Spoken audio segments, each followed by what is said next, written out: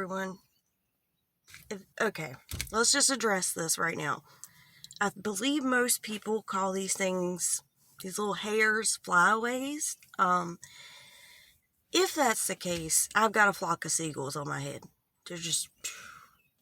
But we're going to ignore it, because I'm here to make a video, and hopefully we can ignore it. Maybe if I do this and sit back, you won't even see it. That's worse. Alright, let's just try. So, hey, disclaimer, cussing my videos, not kid-friendly, so if you have little ones around, just, watch something else, come back. I would love to have you here. I'm just not kid-friendly. So, today's video is something different. I'm going to be doing a lot of different, because there's not a lot of drama going on. Well, I mean, there might be. I'm just behind. Let's just face it, I'm behind. I really got to work harder on my video, like getting more videos made. I really do. Just, it's a lot. Yeah. I'll explain it at some point, but a lot has changed since moving, and it makes it difficult, but we're gonna get there together. Me, you, y'all, we got this. But I do want to do some different types of videos. I don't always want to do the same thing. I mean, yes, most of the time it will be drama related, or else my channel name wouldn't make any sense. But this one's not a drama video. This is not at all a drama video.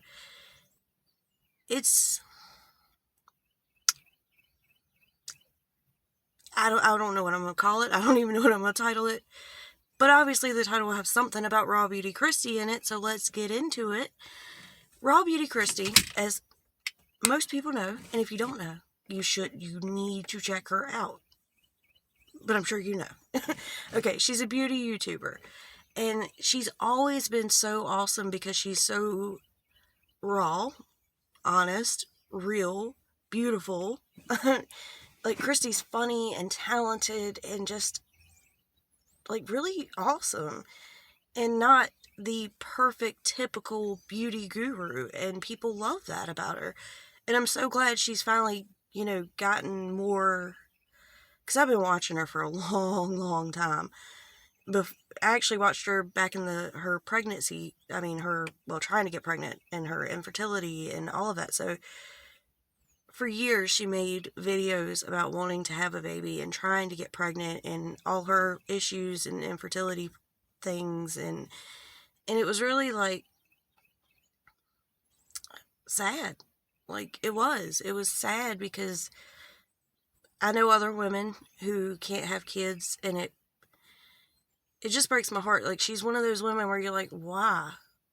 There are women out there who get pregnant all the time that don't even take care of their kids or give them up, and it's hard to adopt. It's hard to, like, that's just the reality, is like all of the options when you can't have a kid are expensive and difficult. And there's Kristi, this beautiful woman, this beautiful soul, who would be a great mother and couldn't have a child. But if you know, she got pregnant after 15 years with her husband. They've been together trying. Excuse me. She got pregnant out of nowhere. Like, she had accepted the fact that she wasn't going to get pregnant, and then she got pregnant. And the whole internet, including myself, it was like overjoyed, so happy, followed every pregnancy thing. And I don't watch women take pregnancy tests. I don't follow pregnancy journeys, and that's just not for me. A lot of people love it. My roommate is obsessed with it. She's got 3 kids, and I'm like, please don't get pregnant again. But anyway, so I watched every bit of it, and she just released a video. She posted a video about postpartum depression and all of the things that come with that. And I just couldn't help but to talk about it and make a video praising her and thanking her for sharing that stuff, because she makes the best point ever that, yes, does seem very obvious, that the internet isn't real, and that the things that you see are always going to be like the best of the thing, People post beautiful pictures of food, okay? When you're at home cooking and you've got 900 kids running around, or it feels like 900 kids. I only have one, but I'm telling you, one is like 500, okay? And then they just keep going. But when you have the kids running around and life going and you got to go to work, like your food doesn't come out looking perfect. Like these family vloggers and Instagrammers and everything, like everything looks so perfect, and that's just not how it is. Kristi even compares it to the van life people, the people that live in their van, and she's like, you see them on this beach in the sunset and music playing, and it's beautiful. But if you were to do something like that, it would be 90 fucking degrees and mosquitoes would be eating you up, and you'd be standing there on the beach like, this is nice, but this isn't that. And nothing is that. And that's just the truth of it all. And I love that she's able to say this and show. I mean, she's always shown her life for what it is. And yes, she takes the good pictures and stuff, but she shows everything else. I remember falling in love with a video that she did that was like, here's my house as it is. Like, here's what you would normally see as a beauty guru setup. You got the pretty background and the candle and the typical thing, and then she walks through her house and she's like, here's cat piss. Like, I love her for that. And so to do this in that way with parenting, and to be able to show like the true, talk about the true emotion and the true struggle that comes with being a new mother, I think it's incredible. And I think it takes a lot of courage, like a fuck ton of courage, to talk about that online as a beauty guru, beauty influencer, as a mom, period. Like, that takes a lot. And I hope that I'm not the only one that makes a video like this, because she deserves a lot of praise for it. Is she the only person to ever talk about it? No. But I really fucking love her, first of all. So yeah, I'm talking about it. But she's also, like I said, beauty guru, beauty influencer. It's not typical to come online and say, like, hey, yes, it is this beautiful thing, and I love my kid more than life itself, but there are other things that happen and other feelings that come along, and you already get judged. And her, RawbeautyKristi's good friend Samantha Ravindall, is pregnant now. And when she announced her pregnancy and started talking about it on her channel, which she doesn't do a lot, she talked about, like, hey, I don't really know how much I want to share, because mothers get judged. And they do. Like, parents in general online get judged harshly. For some reason, not the family vlogger. I mean, until Josh came along, now they're getting, but because they post everything looking so perfect. And that's just not life. And it sets these messed up expectations for things that are not possible. Like, no one's life is perfect. No one's life looks like it does in these vlogs and YouTube videos or Instagram posts. Like, that's not it. It can be sometimes, but that's not it all the time. No relationship, friendship, anything is perfect. And being a new mom isn't either. Being a mom, period, is not always going to be perfect. I love my child more than life itself. When I had her, I dealt with things too. Like, it wasn't to an extreme, but there were times where, like, even though the moment that I saw her, I felt, I mean, only a mother knows what that feels like, that love, that incredible, overwhelming, scary, but amazing feeling of, I will never love anything or anyone this much. Like, this is like your heart could be just explode out of your chest because you're feeling so much. But at the same time, I had moments as a mom where I'm like, I don't know what the fuck to do. I don't know what the fuck she wants. Why am I such a bad mother? Why don't I have these instincts? I've talked about that in another video. I don't know which one. But also feeling like, as much as I loved her, I remember like when she was about a month old, I felt one day like I didn't connect with her enough. And I'm like, what is wrong with me? I know I love her, so what's wrong with me? And it's such a real issue. And I love at the end of Kristi's video where she talks about like how do people not tell you this? People make jokes like she said, like, oh, you'll never sleep again, or it's so hard. But it's never okay, or it hasn't really been okay in general society to say, like, I'm going through hell, I've had no sleep, I haven't had a shower in a week, my kid's crying, they won't eat, or they're gassy because mine had colic, like crazy. And, we don't talk about that shit enough. We, like, hardly ever. And it's like it's an important thing to talk about. It's something we need to normalize to some extent, to say, like, it's okay to feel this way. It's normal to feel this way. It does not mean that you don't love your kid or that you're not a good parent. And then normalize getting help for it. It's crazy that it's just not something that we do already, like it just should be. And there's so much that you're not told about what it's like when you have a baby, like after you've had the baby, physically and mentally and emotionally. It's so much. I remember after I had mine, I was swollen, I had been stitched up, I was in pain. Every time I went to pee, it felt like I was peeing razor blades.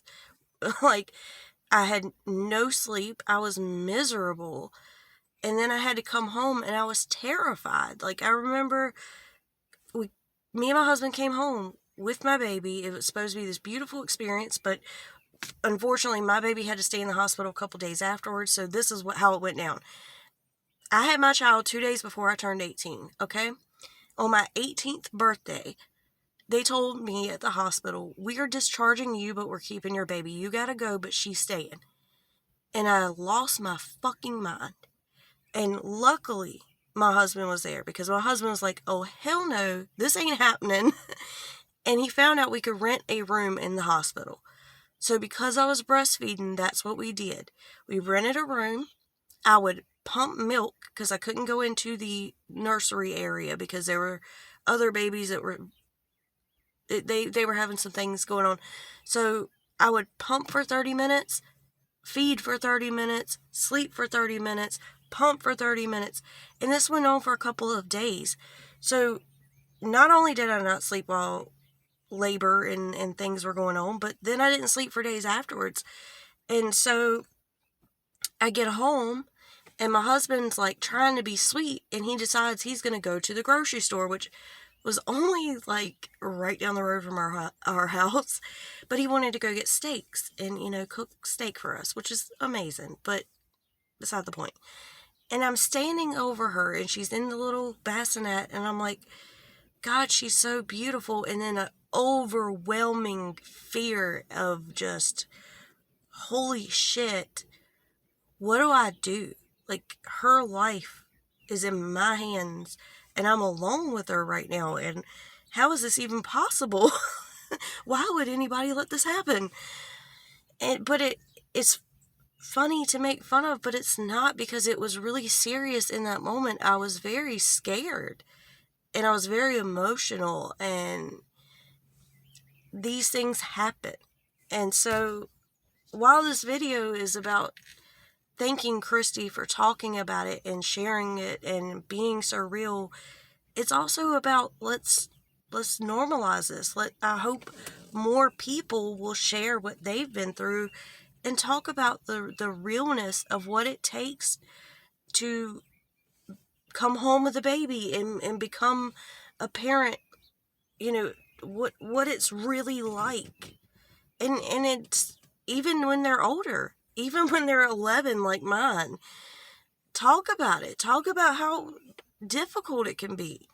Because it's not always sunshine and fucking rainbows. It's hard. It is so fucking hard. Like, there are days where I just break down and I'm like, how do people do this? Because there are other single moms look like they got their shit together. There's this one girl. This is the whole thing, I know, I'm sorry, but you're here and I'm here, so we're going to talk. There's this one girl I know, single mom, has been since day one. I just became a single mom after a while, but she's been single mom since day one. She has a boy, he's the same age as mine, and she has her shit together. She went to school, she's a nurse, she makes great money, she owns a big ass house, which I'm like, how the fuck do you afford that? She owns a truck and a four-wheeler, or a couple of four-wheelers actually, and somehow manages to work these crazy long hours at the hospital and do all these side jobs and pay for this house, but still have time to put on makeup and look good because she's drop dead gorgeous, and take her son, camping and fishing and hunting and doing all the things. And I'm like, and make it every PTA meeting. And I just don't get how the fuck she does it, because the rest of us aren't that. And I'm sure there's times where she struggles, but I don't see that because I see what she posts, It's just, I wish that this could catch on and that this could be a bigger conversation, because our children deserve more knowledge than what we've been given. This fake ass shit on the internet isn't it.